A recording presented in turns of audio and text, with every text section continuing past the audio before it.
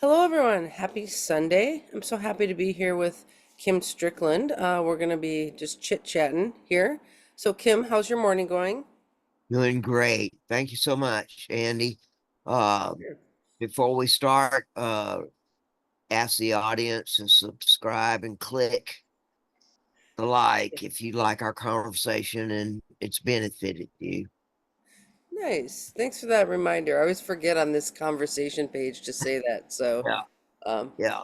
well, the first thing I want to ask you about today is you had written that you say astrological philosophy is a good study. And what I just want to know what do you mean by that?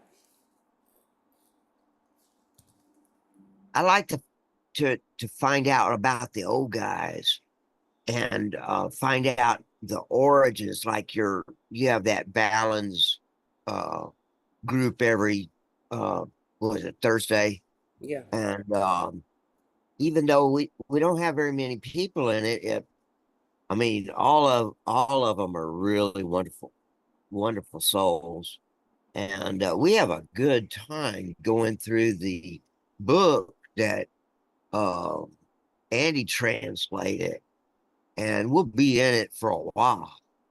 But I like to talk about, well, where did that come from? Or who's because Valens, you say he's about 100 AD or something like that. Well, see, if he came forward, he he might think we're geniuses. I, Maybe. I don't know about that, but we experience things that he could never experience or never did experience.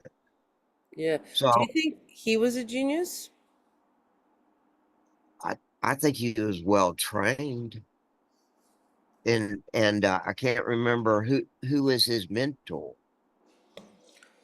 That I don't know. That's why history's not super my strong suit. But I think he read a lot of the ancient authors in that Library of Alexandria. So Right, like looking at a lot of like there's like Pedosiris and Chepso and a right, bunch of right. And we Thra. He need might have to really studied give, Thraxus. well, we really need to give our ancestors or those that have gone before us, a lot of kudos because people weren't dumb back in those days. Well, especially the And people we're reading. I mean, I think, but I find it interesting that you bring Valens up as far as the philosophy of astrology because he's highly technical and mathy in a lot of his books. So, but I agree with you that he's one of the best philosopher astrologers around, and right, I think right. that's where some people would be surprised because so much of what he writes is math. I mean, so what do you think about that piece? Yeah, well, you know, he even gets into Egyptian uh, zodiac and um, the all that, and it's just fascinating. That's why I say astrology philosophy is fascinating for me because it sort of helps give me the answer to why. Hmm, And interesting. so how do they, like there's a whole book on can't remember who put it on Facebook, but the whole story of how Placidus came into existence and why it got so popular. So that's what I mean by American astrological philosophy. Well, it's interesting that you bring this up because astrology, I always think of astrology as a technical philosophy, but it's weird how we can put other lenses on with astrology. Like we can say astrology and history and put those lenses Right, on together and say, now we're looking at right, the lineage of astrology, where it came from, the transmission of it to the West, and all these transmissions. It's a history thing. right, We could put it on, let's try to put our astrology lenses on with like women's studies. What's that look like? right, right. Well, That that medical astrology that's starting to really become popular. I really enjoy listening to it and just studying. I'm just one of those curious people that, hey, I'm retired and I didn't get a real education, and so I study astrology. Well, that's interesting. That's a good reminder. We can put medical or doctory lenses on with the astrology lens and be like, oh, now we're looking at doctor stuff in the chart. Right. Is Right. everything like that? Like, can you marry women's studies with medicine? I mean, I guess you can. You can look at. Oh yeah. Yeah. Now you would agree with me that the chart won't doesn't determine the gender. Oh yeah, totally. I don't think you can see. Well, I do think we have a whole show on gender and astrology, so I think that's Yeah. not an easy question because I think it's a Right. multi-layered, complex thing, gender. But I don't think you Right. can look in a chart and say this is an XX person or an XY person, or that Right. they identify as male or female. I don't think so. Right. And you and that gentleman that have that whole series, people can go back and watch it. And basically, your work here on YouTube is really just informing people of all the different kind of um, filters out there that people have about astrology. And so I really enjoy it. I mean, Oh, thank you. I don't have to agree or I don't have to disagree. I'm not like a Facebook commentator, like I've got to always disagree with you or comment. I like that. So it sounds like one of your favorite filters to put on is the philosophy filter, but you also like the history filter. You were saying, Right. so who are some of your favorite historical people to study? You look at Well, Bernardi? I haven't completed it because I'm still into your translation, but I have all of Bonetti's books that Mr. Dyke translated, and I haven't even got to them. But I'm book rich and money poor. Yeah.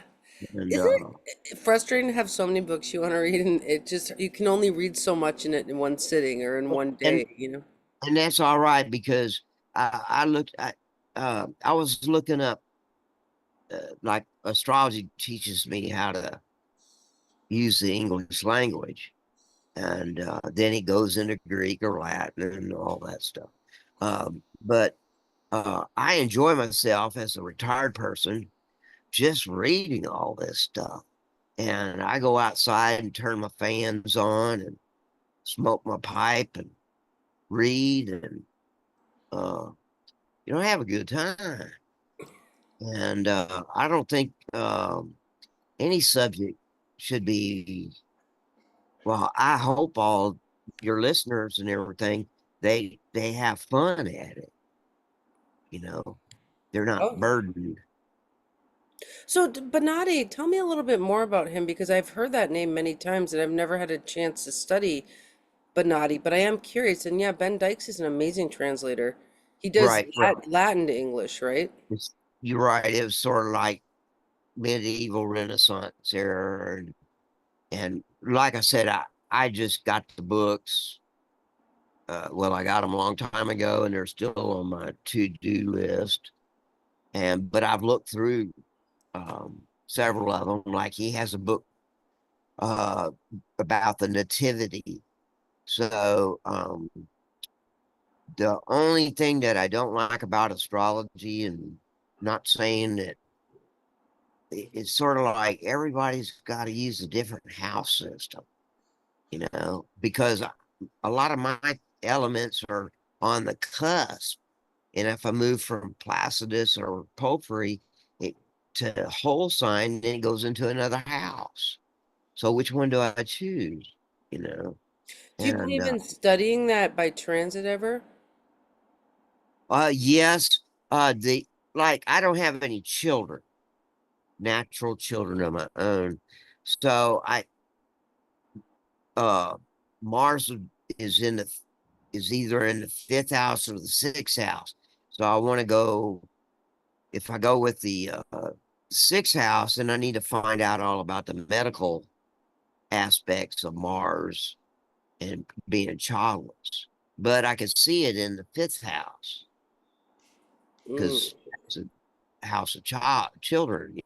So Well, I this don't is know why what I to call think, it of anymore. astrology as a technical philosophy because we have to do storytelling and more anthropological, like qualitative analysis to decide is Mars in your fifth or your sixth or what have you. Right, And so it's like, is it scientific? Well, it's a matter of perception or how we translate that information. And so that's where I right, like technical philosophy a little bit better because it's like we're not, philosophy right, is not requiring us to decide scientifically is Mars is right, what, fifth or sixth. It's like we're just we're thinking about it, and that's enough. I mean, that right, it's right. does the Enneagram have to be correct, or is it good enough to just help us think about ourselves, or does the Okay. Myers-Briggs have to be correct, or is it just a tool to think? It's, Well, you just have to dip the spoon in the sauce and see how it tastes. If it needs more salt, there's nothing scientific about that. That's just normal.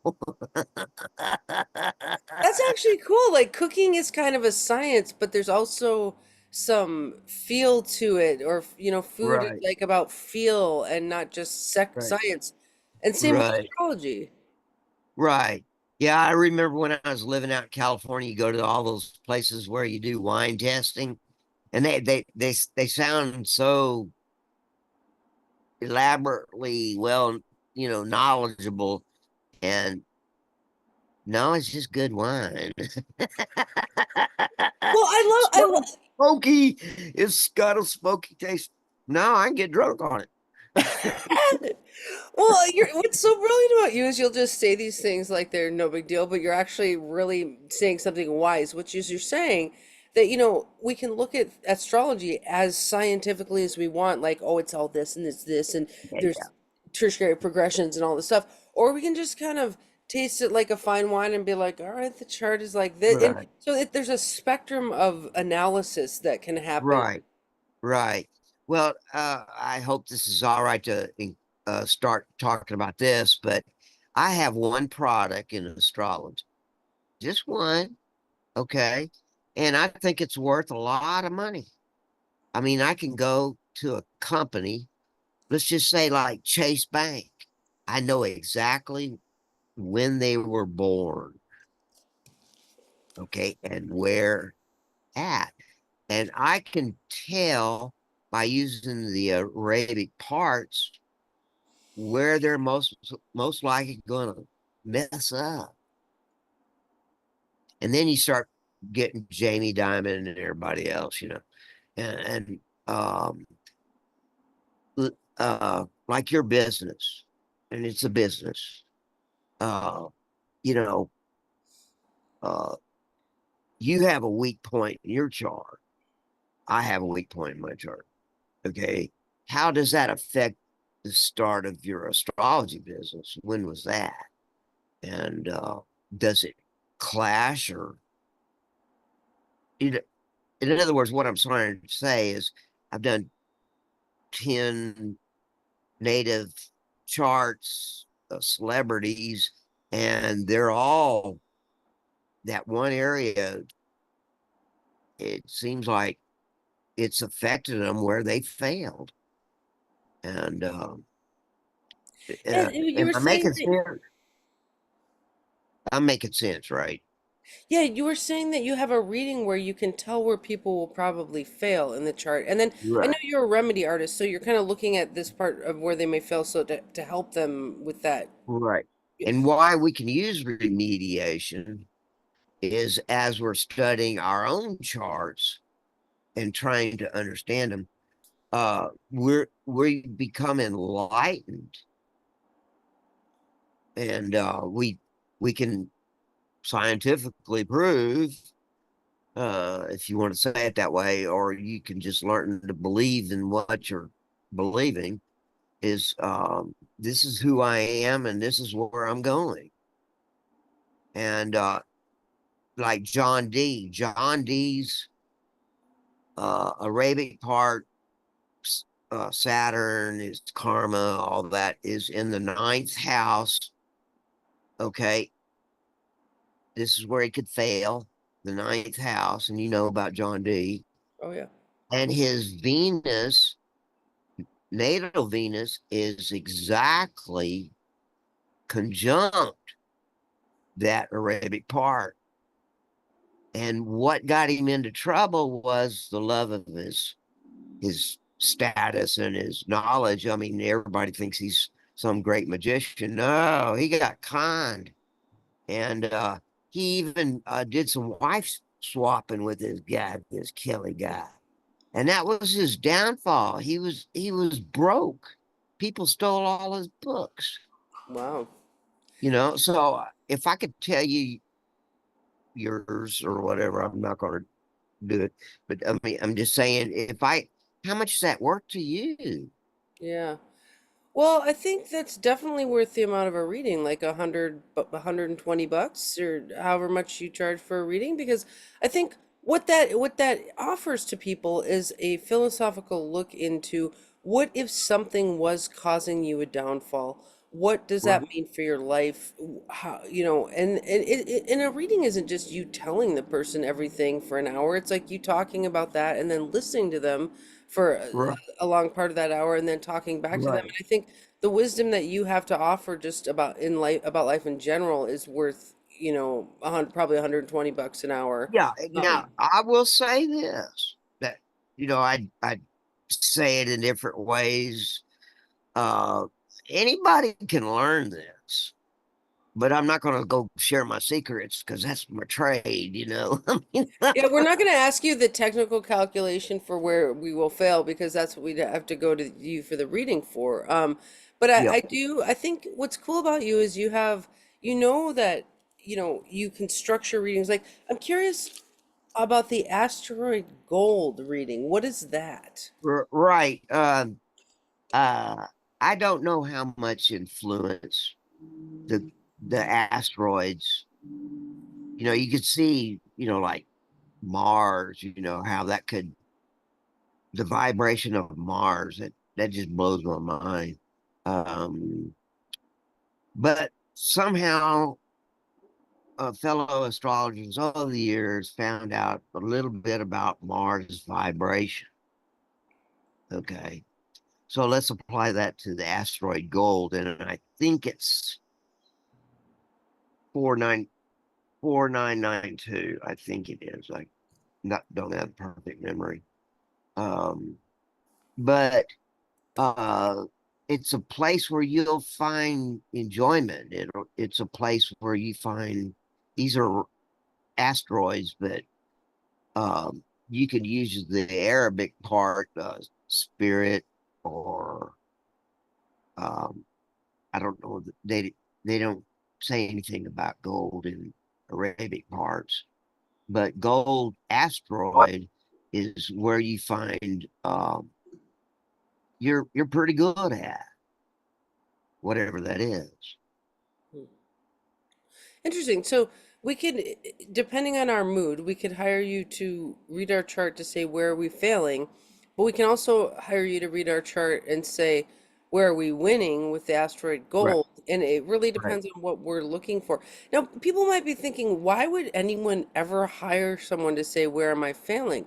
I mean, I think sometimes we are having a hard time in life and we want to just talk with someone in a Yeah, container for an hour of like, where can I improve? What might. yeah, right, right, So, right. Well, see, Jupiter, Father Zeus, he's all about expansion and going for it.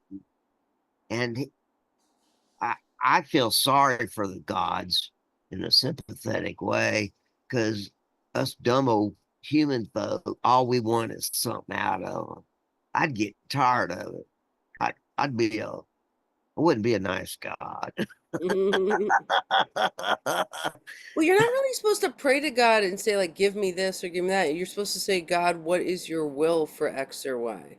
No, because I I've battled this all my life. I mean, if you are a convert or you are a patron of, um,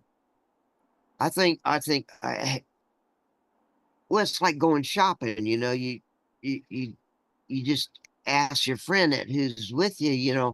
How does this look on me? You know, and I don't mean to confuse anybody, but um like if you go to the Bible, uh, Jesus says, if you had faith as small as a mustard seed, you could do this. And then you go to like Hebrews 11, bunch of stuff. But if you learn the Greek, then the way I look at it is if you lose hope, it's hard to have faith. Mm. And, even though Neville Goddard, about manifesting and all this other stuff, a lot of people are hopeless. And so um, they're trying to find a way to get out of the rut. I've been in a rut, and but I lost my hope. And so I just look at my gold asteroid and say, well, hey, I probably do pretty good. And what's funny is when your gold asteroid is in your second house. What does that mean? That means you can make money off your asteroid gold readings. Yeah, right. Right. Um, Right. Go ahead. oh, just you make me think of this idea that we shouldn't look at our chart under a bad transit because we'll like see all the bad things. But if you're in a good transit, No, you'd be like, "Oh, my chart's awesome." no, see, I have a habit now, uh, is of course I know the transits now, but I try to stay 6 months ahead. Okay. And then work towards the 6 months. So when that does come up, then, yeah, you know, Yeah, I'm I kind know of about similar. Like that. I'm always, in fact, I always have clients book for a 6 month transit reading because if you go Right. beyond 6 months, so much has changed in your life that you don't really know how to plan for that next 6 months. I mean, do you take a longer look though, like to kind of like the 5 year look of like where's Pluto Right. going, stuff like that also? Right. Right. Now we believe this. Okay. And we're convinced.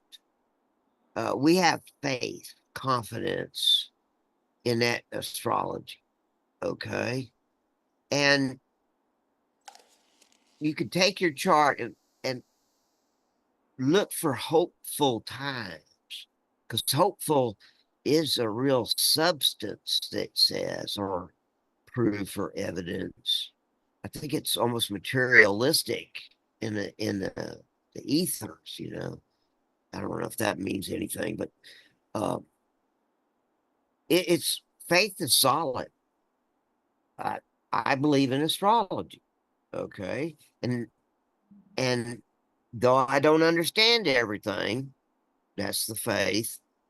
I believe in it Yeah. and I act in it. And that's what the Christians don't teach you. They, you know, Do you believe astrology is useful? useful like USE. Yeah.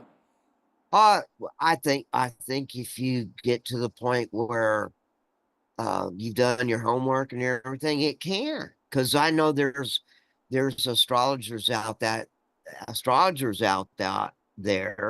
that use it for financial decisions, like stocks and crypto and stuff Mhm. like that. Uh, I guess it's useful and this too depends on what your goals are in life. Like if you're that's trying to right. make money off Yeah. stock, you can use Right. astrology to that for that. But if you're trying to psychologically figure out where you're failing, you can also use it for that. So I guess it can be used in a useful fashion or not. Yes. And also too is that I keep getting this in the back of my head is that remember things come in cycles. Okay. So um one transit might not be as important as some other transit because everything else aligns with it. I hope that makes sense. But Oh, sure. Yeah. well, sort of like the Time Lords that they use in Hellenistic astrology, right?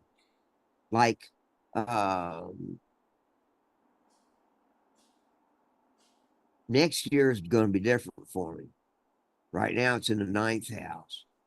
And I got a invitation to go to Hong Kong. Wow. Interesting. Yeah, I don't think I'll go, but So I you're want. talking about like sometimes an outer planet has several inner planet triggers to it, and so then it becomes Right, more important than another outer planet transit, which is kind of lying inert. right, Okay. yeah. It's Interesting. all about vibration, electricity, and the unconscious. Mm. Uh, Yeah, so you think I astrology acts on the unconscious? I think so. Hmm. How would I we know guess. if it acted on the conscious realm? Like what, I guess this got me mm, thinking of like what does that look like, conscious versus unconscious astrology? I, I I I don't know, but I'll tell you this though: we do have a tendency to kill the goose. Kill the what? Kill the goose. Kill the goose. What's that mean? Yeah, yeah, because just leave it alone and let it lay the egg.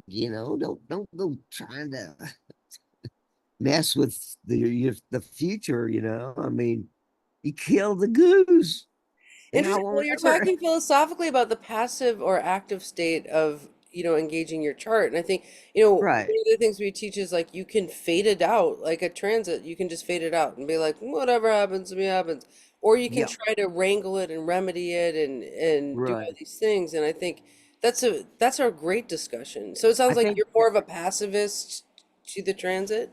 Well, yeah. Uh, One is I'm learning. So what happened during that time?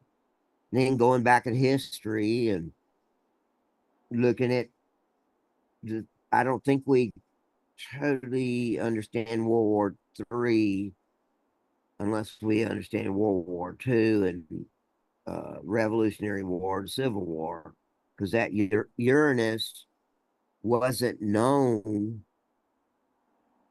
Uh, uh, oh, did you know that Uranus's first name first was named George?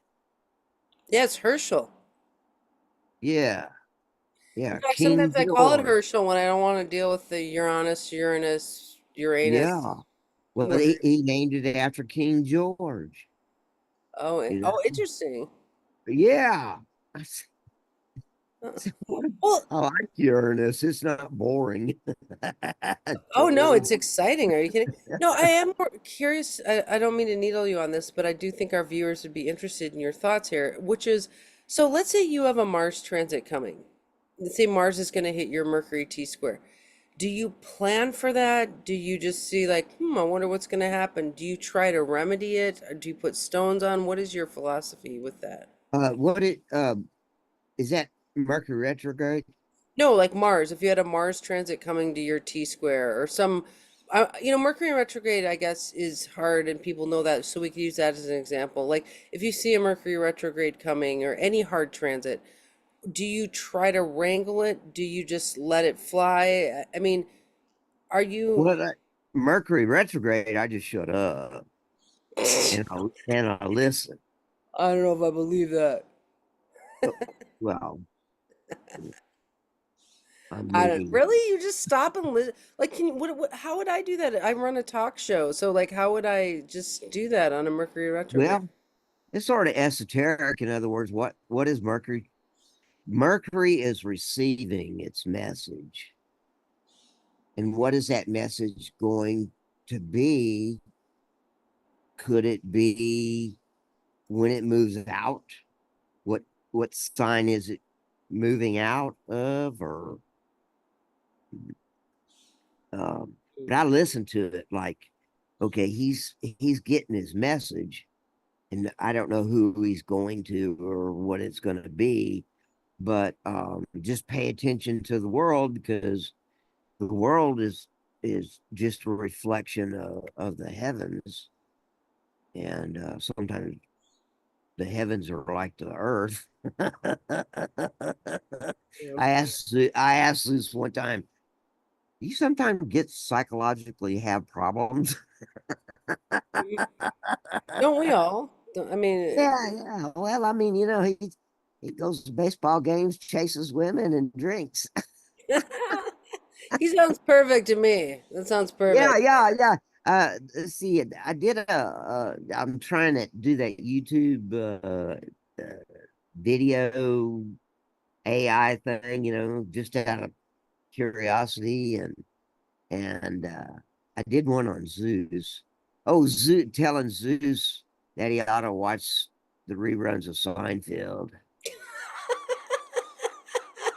Oh my God, that's a great art form of like asking the coolest questions to AI, because that's actually what makes good AI is if you ask it a good question, don't you think? Oh yeah, yeah, yeah. And then Yeah. plus two, I don't know how to script or how to I have a do question for it. you. So, what does it mean when you say that you're an absurdist?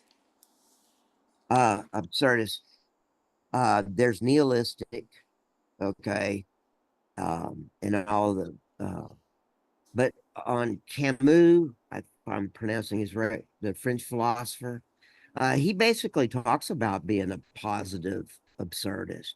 In other words, 100 years from now, people aren't going to remember your name. You know, they- they're not. Yeah. Uh, you just traveled through at this time, and so here we stress and strive, and you know, fall out and have conniption fits over things, and it don't mean nothing. Hmm. Uh, you Well, yeah, I struggling, think striving to be part of culture, and so. In a way, absurd. The word absurd means silly, or doesn't an yeah, absurdist does an absurdist find everything to be funny? no, but don't take it so serious. Okay, interesting. Gosh, Right. I want to look up absurdism. I'm gonna Google it because you Okay. Okay.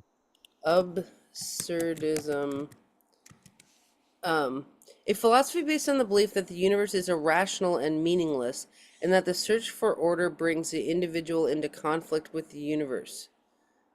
So I see what you're saying, like everything's meaningless. You don't want to give it too much meaning by saying I'm here and like I have this big important duty. You could just look at it from this perspective of like what you're doing is essentially absurd and silly anyways. So, Well, I have Neptune in the 11th house, retrograde, Libra. Okay. And okay. I'm, I'm, I was raised and I am very trusting and, um, take you for your word, but there's so many scammers out there. And, so, um, I am always cautious with what I believe. And so I became an absurdist saying, well, the default is meaningless, and but if it's a repeatable event, something that I can manufacture and repeat, something that presents itself all the time to me, I pay attention to it. And but even in Christianity, once you become, according to philosophy, is once you become a, disciple, then you're through with the craziness that you used to do. Um, and I get on all those people sometimes. I said, "Are you a Christian or not? Hmm. Are you a sinner? Or not?" Well, Um, so it says, and but- that the search for order brings the individual into conflicts with the universe. So, you know, right, that speaks to entropy, that this idea that things are right, going into chaos all the time, and right, that's actually this flow of energy, right, but if we're trying to keep things in order, keep things in order, keep things in order, like we're basically in conflict with the flow of, right. We become a cult. We become, just so solid in our views and our opinions, that we won't listen to nobody else and we'll argue with everybody else. That's one thing I learned in EA is that my Pluto's in the ninth house, so there's going to be a big change and then Jupiter's in eighth house. And so my whole destiny was to get rid of that prejudice reality that I was raised with. Does that make sense? Mm-hmm. And come up with my own views, second house, north node. Mm. Uh, so Yeah. I think I And that would lost make a lot of myself. sense with your Mercury being in a T square too, because it's like dealing with views and ideas, and your Mercury's in Aquarius, so it's like dealing with fixed ideologies, and then Right, you have it like opposed Pluto in Leo, which is like finding your own ideology and among that right, fixed ideology, and then the square to Saturn in Scorpio would be like, where is it disempowering? Where is this ideology right, like taking my power? And so I actually really enjoy that deconstructive nature of your Mercury of to take systematic thinking and really, because I think Christianity is the systematized thinking about Christ. It's like right, Christ is its their own animal. Like it's just a concept, but then Christianity is a system around that concept. It's trying to create order around a concept when a concept should right, maybe be a flowing thing. right. And the big deal is, where did it originate? It originate from some old misguided monk, and you know, in medieval, when they used to use where they beat themselves with leather. I mean, I know Constantine took over it because it had a political. Um, he could use it for political reasons. You know. Interesting. Okay, so you had put down on your list, I hope you don't mind if I change the subject. We just have a No, lot of no, no. things on the list. So you had wanted to talk about long-term transits, and I was curious if you had some thoughts around how a long-term transit was different than a short-term transit, or how we should think about it differently. Uh, well, short-term transits become easier to work with if you knew the long term. In other words, you already have experienced it. Now you saw it coming, and now you're experiencing it. Does that make sense? So wait, are you saying that if let's say we've had a Saturn go over our Mars before, so we had the long-term transit of Saturn and Mars together, and we dealt with this Right, frustration feeling that went on and on and on. Then right, when we have a Mars to our Saturn, which is the short-term version of that transit, it goes on for like two right, weeks, then you're saying we would be more equipped to deal with the short-term transit because we'd done the long-term? right. Yeah, because it's sort of like investing. Right now, they say that mortgage rates are going down a little bit. Okay, and so and that the Fed's probably going to rate cut 0.25 or something like that. And so there's people in business that are gearing up for that, and then when it shows up, they're already prepared. And they've done their homework. So that, they could be buying uh, goods and services or whatever what their business is. They're ahead of the game. Does that make sense? Yeah, absolutely. So I like that idea that I mean this is new to me and I'm learning something here, which is that yeah, and I think you have to have a certain gnosis of transits to having walked through them to really know them, right? So can you Right, become a right, remediation artist overnight? Well, I think it takes a few years of watching transits, and you're like, oh, I remember what it feels like when Saturn went over my sun. Oh, that was right, terrible. And then now when Sun goes over my Saturn, I know that transit. I'm gonna plan for that. It's gonna be a few weeks, like. So that is a new concept to me, and I love thinking about that. That's a really good point. The second right. thing I would say to you is, as far as remedies go, do you think we apply different remedies for the short-term version of the transit versus the long-term transit? Because I know we're all over the place today, but we just have this list of things. That's fine.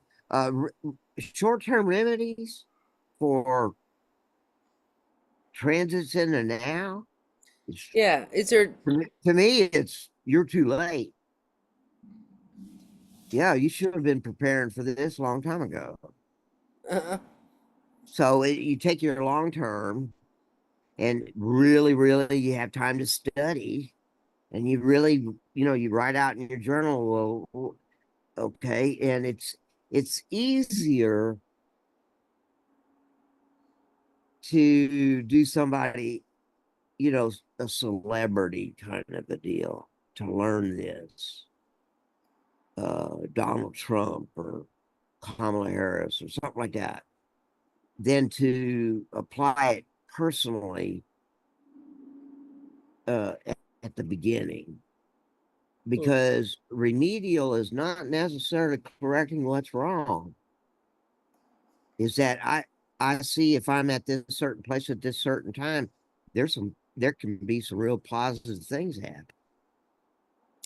Interesting. That would make me think of strategic planning, which is one of the things we Right. use charts for, is to say, how can I plan to be in the right place and right time for this transit? And that's actually brilliant because, Right. And now you're also discovering things like, oh, this is coming up.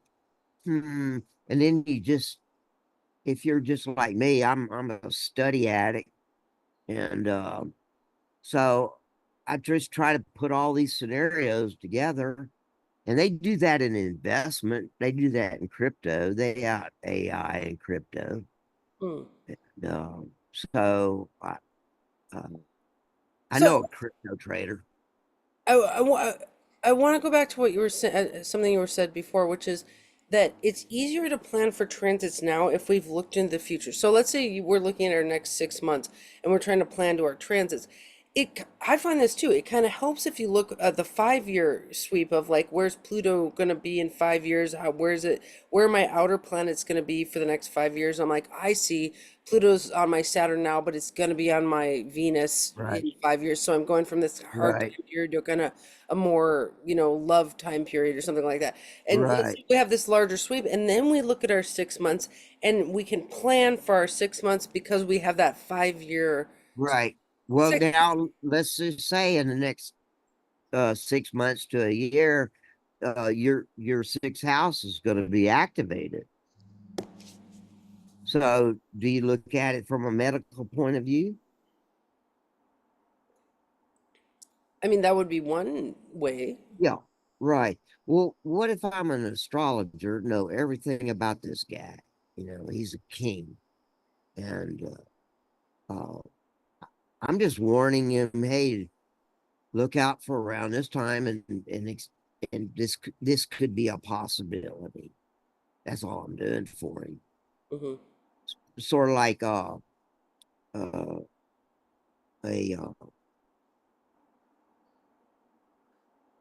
accountant.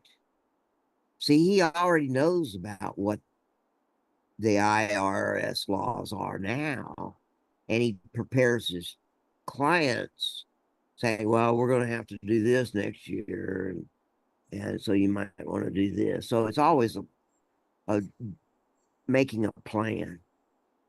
So remedial could be making a plan. It's not, oh, I'm bad and I'm a scumbag and I need to change myself. You know, Yeah, uh, I think strategic planning is probably one of my favorite remedies, actually. And in fact, people, astrologers know about this because we do electional, right? We strategically plan for our weddings and for the start of our businesses. And I right. think you and I are kind of just extrapolating it to you could plan on a micro level. You don't have to only plan for your wedding and your business. You could be planning like, what are you reading a book next Wednesday or not? Like, a lot of mothers who are astrologers end up using the chart in this planning way where let's say they look at their kids chart and they see, oh, they have Mars going over their Mercury this week, and it's like, are they afraid of their child, like, oh no, they're going to be yelling at me? A manifesting mom is like, what am I going to do with that Mars Mercury with my kid? I mean, we can't control our kids, but we can plan for it. We can say, oh, I'm going to get them 5 books from the library so they have a voracious, they can have a voracious learning week. So I think Okay. planning allows the kid's chart to flourish, and then there's less complications.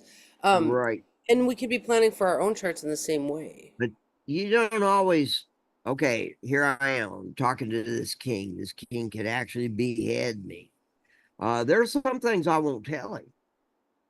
I mean, I won't get involved. I just know about it because I do have to say that I'm an imperfect being and I could have got it wrong, and then I'd go down to my where I would fail and see if that would apply to that. Hmm, So it's a real complicated. Uh, the chart is a brain. I interesting. just like to use different terms than what we normally get in astrology culture. It's so cool. Or the chart is a brain. That's actually brilliant because it is a Yeah. map of a brain, of how a Right, brain works and sees and filters information. Um, right, right. huh, Well, fascinating. the universe is not random necessary. I mean, our little old solar system. You all know this, but it's not random. It's predictable. Mm, Okay, and depends on what your real foolishness or excitement to do. Um, like if I was a baseball player and I knew my how to read my chart, uh, you could go into the astrological biorhythms and see what your biorhythm is on this date. wow. And so there's more to learn, and I don't understand it all, and I'm probably We could half right. well, we're all probably half right, but so Right, we could also say that a human is a brain. Like we could say, like, oh, this brain I'm married to is really cute, or like this brain I'm talking with right now, this hour is really fun. Like, I like actually distilling a person down to their brain because I think we so much think of people as their bodies, and right. what if we say this spirit, like a chart is a spirit? Yeah, you could use that. You did a couple of things with John on Tarot. Okay. Now I only have one person in this planet that I'll ever I won't let nobody else read my tarot. Oh, Okay. that's how I am too. I'm like, no, you cannot pull a 10 of swords on my future. Sorry. Right, right. And she's of the same generation, just a little older. She understands where we came from and all that stuff. So we can talk the same language. And uh sometimes I'll go to her, just say, okay, put me down three cards and what do you sense the future is? And then I'll go back and study my charts and see what that pertains. And like last time I talked to her, she said a woman will help you in your finances. She didn't know who, but she said a woman will help you in your finances. Mm, And then I can work with what she says you need to do or something like that. mm. Um, how I got that was is that I can't remember that swords.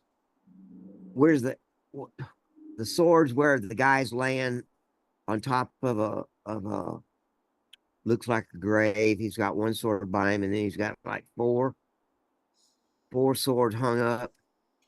Is it the 10 of swords? It should be the five of swords, Oh, I the five think. of swords. That makes sense. Okay, but I'm in that. I When she did the reading, is you're sort of in a state of limbo, and you've had these accomplishments, the swords, and you got one more thing you need to do. Here's your sword next to you.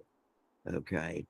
And then she picked the Queen of Disc or Pentacles, and then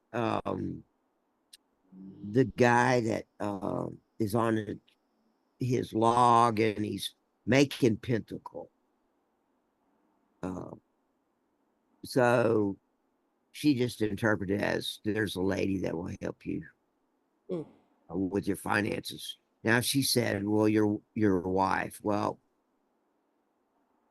I don't ever, I don't disagree, but yeah, Sherry does keep me out of trouble. Uh, well, I think that's a really good message. I mean, I don't know how she got there with the cards, but I think from a manifestation perspective, the idea that someone will help you with your finances starts you on a path of figuring out how can, like, we could even apply that to this hour together. Perhaps this will help you with your finances. Is that Right, our goal? I don't think I don't know, we probably have 20 goals of coming together online. But if right, it helps you get a reading on, someone's where they will fail or their asteroid gold, like that helped you with your finances. Now, but I think what's cool about that message is that it sets you on a manifestation path of helping yourself with your finances, which is a right. good thing, right? So I like tarot readers that offer positive manifestation potential. Same with astrologers of, you know, Well, you you know yeah, that's I don't. Uh, Whether it's negative or positive, it doesn't matter. Because really. I used to do tarot, and the lady came to me, and I was doing regular cards because most tarot people, they already know what the meaning of the card, but when you lay it down. So I use regular cards, so they don't know what the hell they're doing, Uh, and they can't interpret. And so anyway, I was using regular cards, and the lady wanted to know about her future. And I said, "Well, what if the cards don't want to talk to you about your future?" And so I laid it down the cards. I said, "It looks like they want to talk about uh since you didn't have an exact question, because I always warn people, always have an exact question. Know where you want to go and see how it works out." And I think oh, what's her name? Lisa. She does really good with the pendulum, oh yeah, you know. Lisa Allen. Lisa Allen. Yeah. And so I told that lady, I said, the cards are telling me something about somebody else. And no, I want to know mine. I said, but you never gave it you never told what you want. You just wanted to see what it would say. And I said, it wants to talk about somebody else. Mm. And I said, this young person you need to watch over for because he's going to get in trouble. And it was a jack of uh, clubs or something like that. Anyway, well, 3 months later, her son was in a car wreck and he totally disabled. You know, Mm. Uh, Mm. so whether it's negative or positive, I'd rather hear the negative. Mm. Mm. Yeah, I think the question there is like, is that manifesting that you came up with that message, or was that a psychic prediction? And I think when we're future dealers, astrology and tarot, Right, we're dealing with futures, and I think there's always that question of like, what right, future? Where did we manifest that future? Where did we predict that future? And that could be a whole episode in and of itself. right. Well, How futuring. I, I'll say this is that people that come to somebody for a reading, they better be honest. I'm not going to put up with Hmm. Have see you if had that where people lie they to do it you? out of curiosity. No, let's spend our time wisely. That's why you should charge more. But uh, anyway, that that's my truth, and I'll stick to it. Well, okay, this is probably a good stopping point just because we haven't started another thread, but I always love talking to you, Kim. I don't know if you know this, but in every hour-long conversation with you, I learn maybe 5 or 6 wisdom nuggets that I then take with me, and I really, really enjoy this time together. So thank you so much for Yeah, thank you so much, Andy. I appreciate you as a friend, and I hope you well in your business, and please like and subscribe and yeah.